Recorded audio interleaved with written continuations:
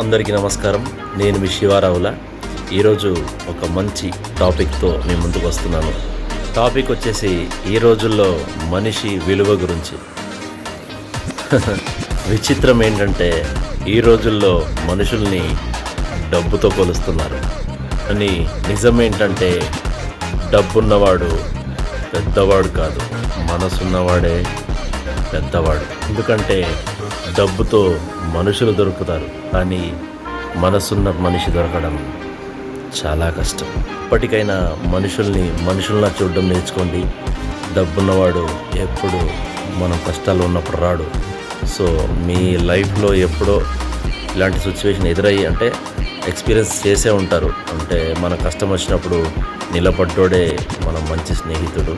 So డబ్బున్నవాడు కష్టం, డబ్బుతో ప్రేమను కొనలేము, ఏదైనా కొనవచ్చు. సో ఇప్పటికైనా మనిషిని మనిషిగా చూద్దాం. సో ఈ మనిషి విలువ టాపిక్ మీ అందరికీ నచ్చుతుందని అనుకుంటున్నాను. మరొక టాపిక్తో మళ్ళీ మీ ముందుకు వస్తాను.